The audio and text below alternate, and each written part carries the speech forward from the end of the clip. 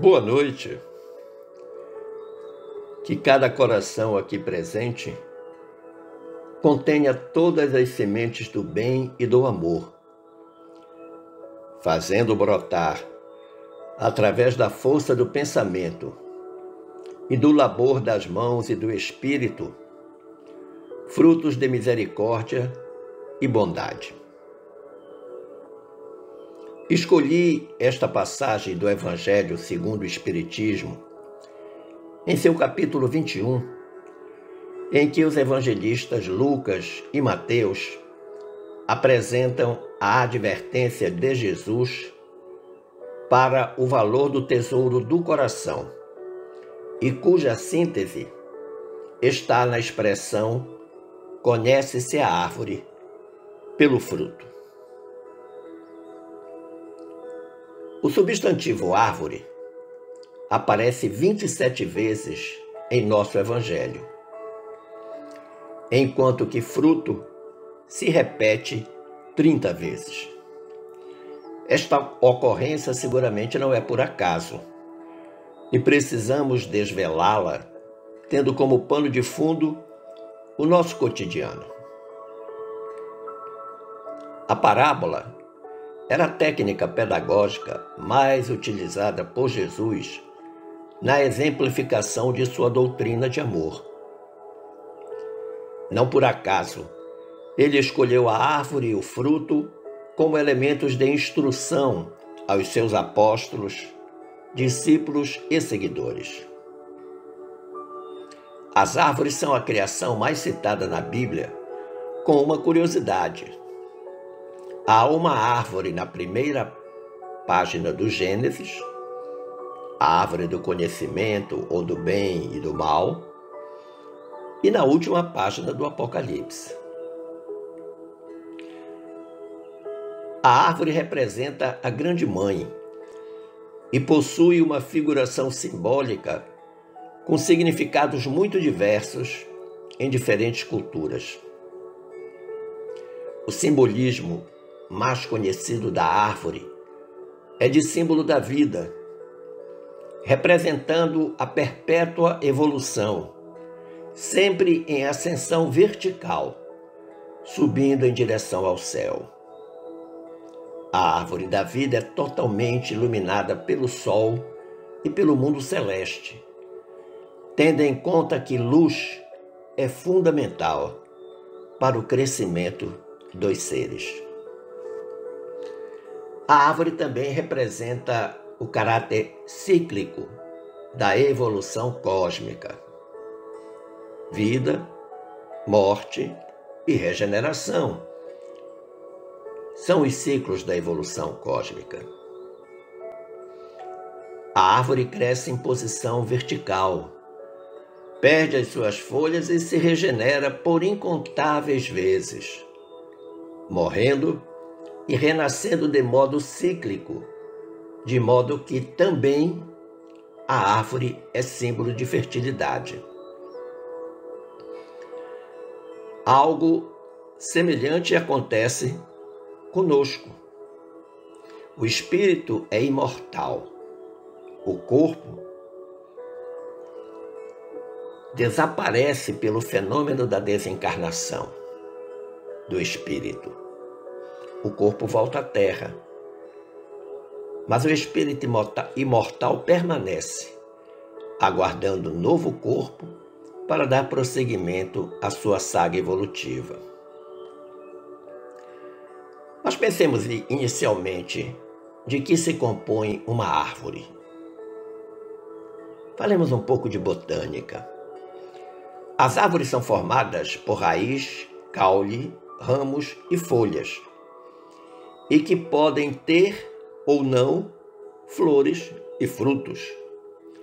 O crescimento das árvores se dá por meio das células meristemáticas. Isso mesmo, células meristemáticas. E estas células se multiplicam por meio de estímulos hormonais. Dentre os hormônios que interferem nesta multiplicação estão a auxina e a giberelina. Mas como podemos relacionar a expressão evangélica com o nosso cotidiano?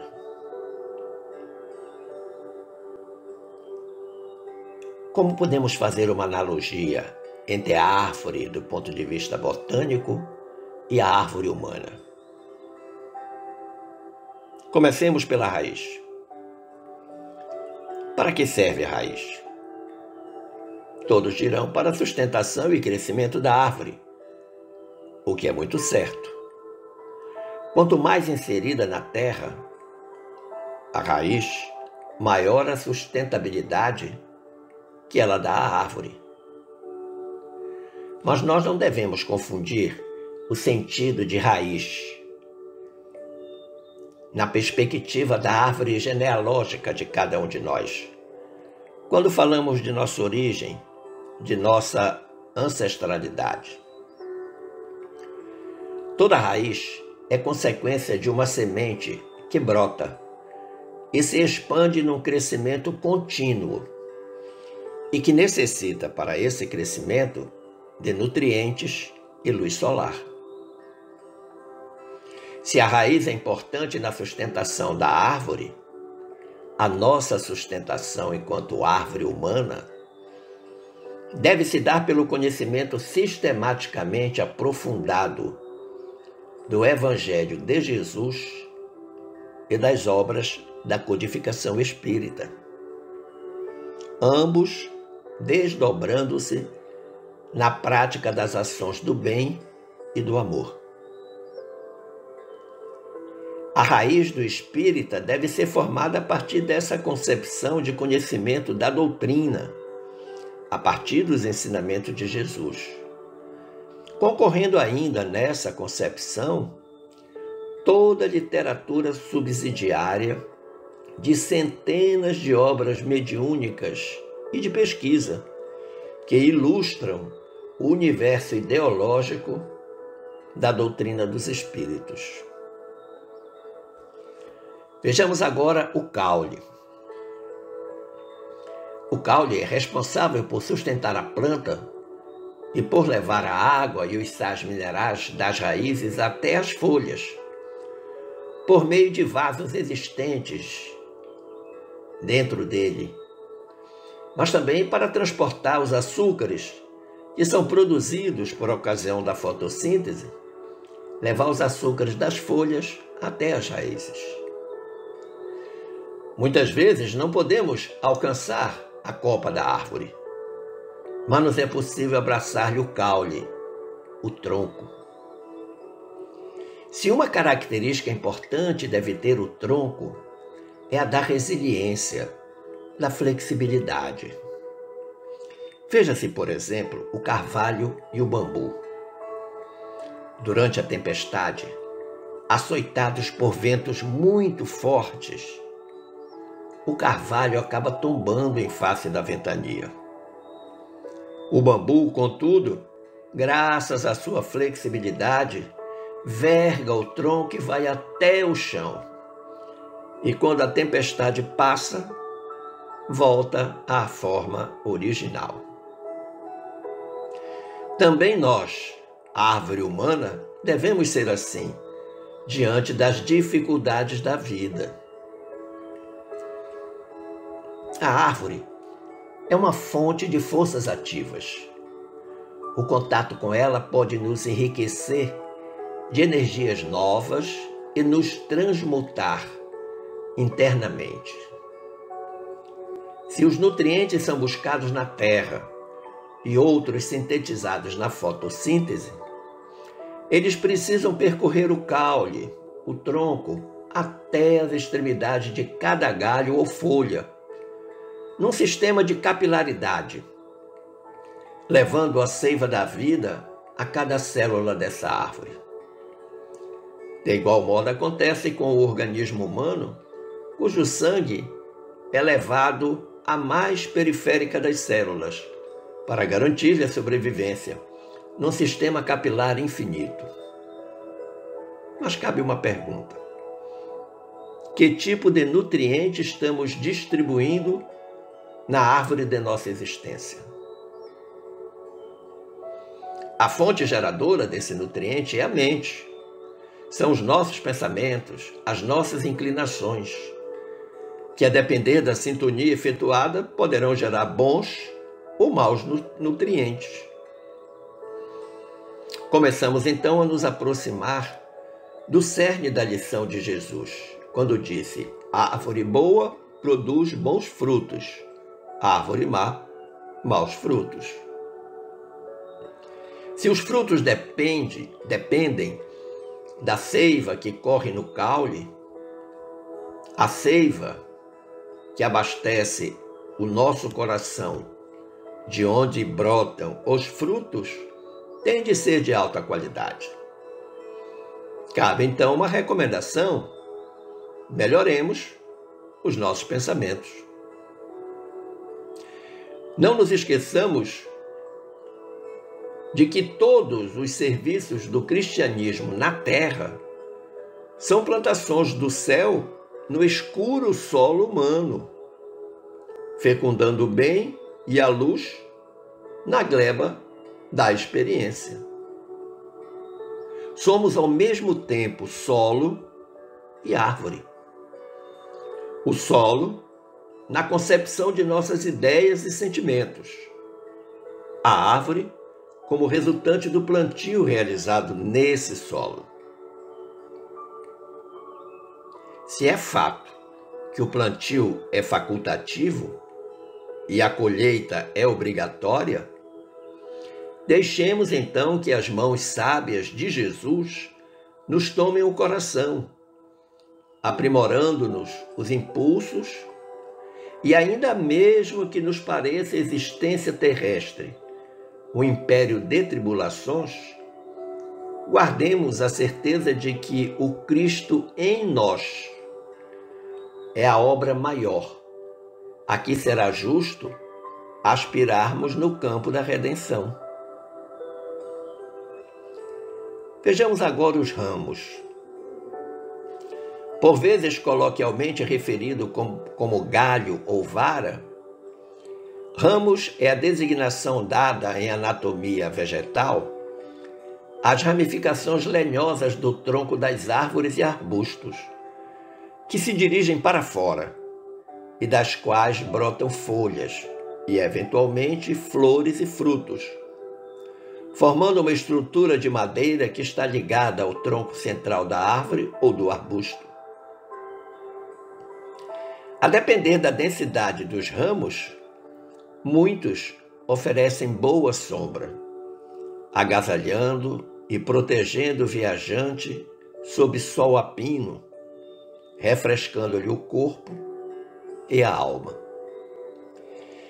Entendo que os ramos, na perspectiva da árvore humana, são as intenções de cada um, que subjazem aos desejos escondidos no íntimo do coração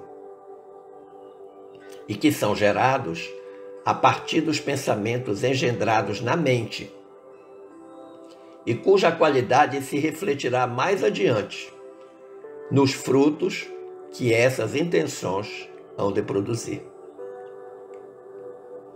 Um dever ético que se nos impõe em tudo o que façamos é o exame minucioso do que desejamos obter com aquilo que vamos fazer. A intenção que nasce no coração precisa da avaliação ética que os valores de cada um impõem. E os valores morais são resultantes da presença divina em cada um de nós. Aquilo que Paulo, apóstolo, denominou de Christos, o eu interno, a centelha divina, que todos carregamos na condição de criaturas que derivam de um Criador cheio de amor e bondade. Em tudo o que fazemos, há sempre uma carta de intenções, do bem ou do mal.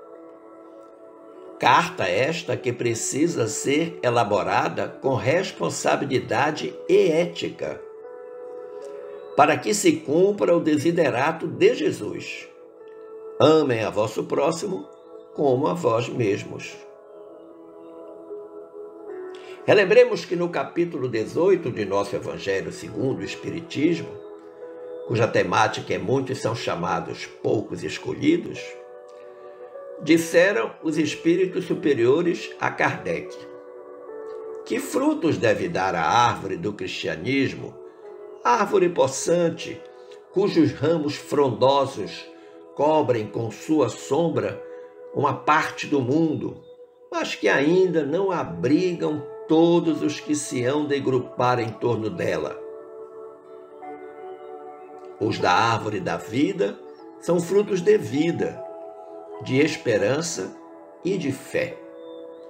Olha que interessante esta colocação dos espíritos superiores.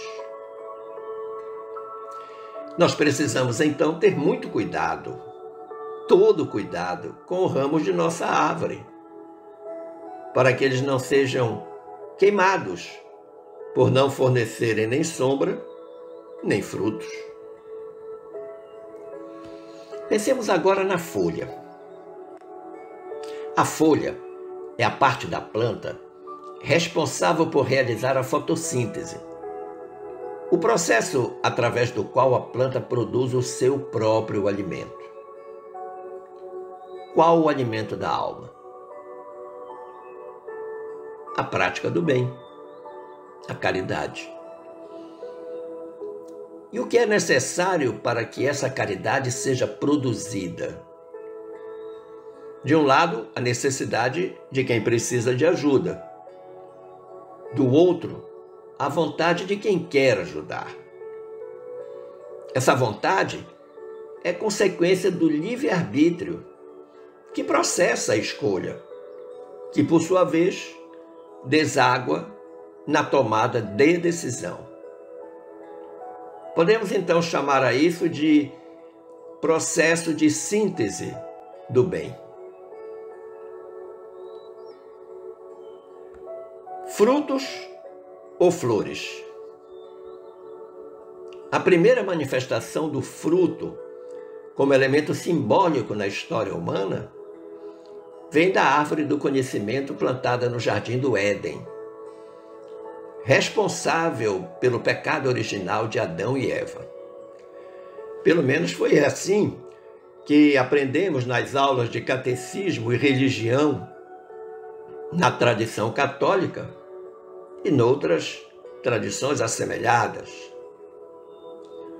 O fruto de uma árvore é apenas a consequência de um dedicado trabalho em preparar a terra e semear, assim como as boas obras daquele que nasceu de novo é resultado de uma vida em crescimento espiritual.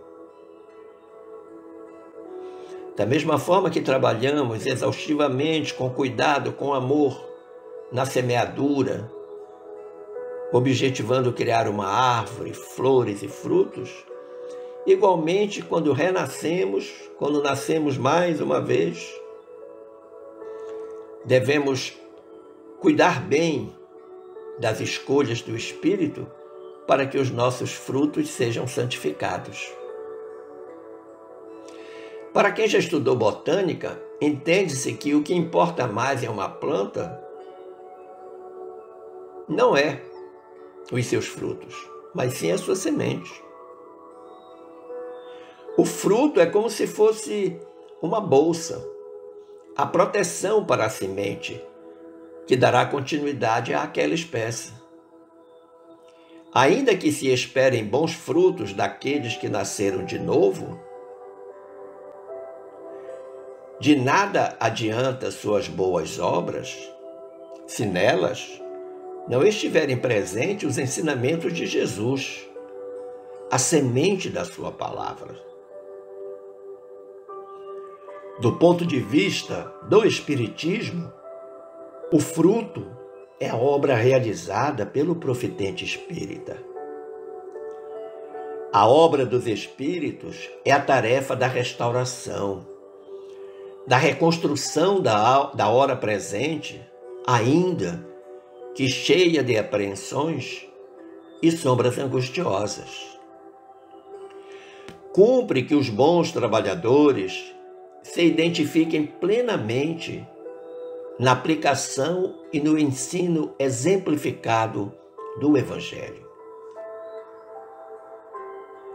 Diz-nos Bittencourt Sampaio, na obra Palavras Sublimes, capítulo 26, intitulado A Obra dos Espíritas. Ele dá um importante recado, dizendo: não vos esqueçais de que todos os patrimônios materiais são expressões transitórias do mundo. A obra espiritual é a única que se eterniza no âmbito das atividades humanas, tantas vezes deslocadas para a semeadura entre espinheiros.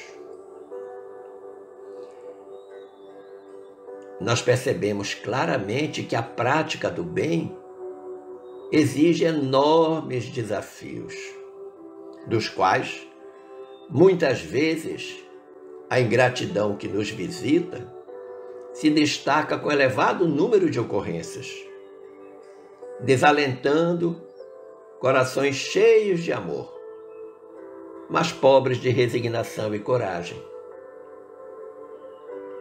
Emmanuel, no capítulo 122 da obra Caminho, Verdade e Vida, traz uma bela lição acerca dos frutos.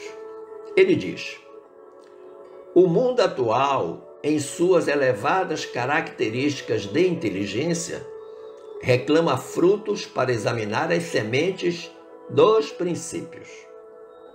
O cristão, em razão disso, necessita aprender com a boa árvore que recebe os elementos da providência divina, através da seiva, e converte-os em utilidades para as criaturas. Emmanuel está falando aqui das potencialidades da alma, do espírito, que devem ser traduzidas na ação do bem para com o próximo. Ele diz ainda: convém o esforço de autoanálise, a fim de identificarmos a qualidade das próprias ações. O que falamos anteriormente, tudo tem que ser pensado. Muitas palavras sonoras proporcionam simplesmente a impressão daquela figueira condenada. Palavras que vão ao vento e desaparecem. É indispensável conhecermos os frutos de nossa vida, de modo a saber se eles beneficiam os nossos irmãos. A vida terrestre, diz Emmanuel, representa oportunidade vastíssima, cheia de portas e horizontes para a eterna luz.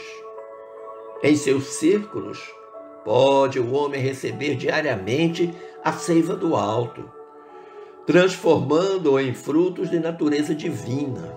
Olha que legal! Todo dia nós podemos receber esta seiva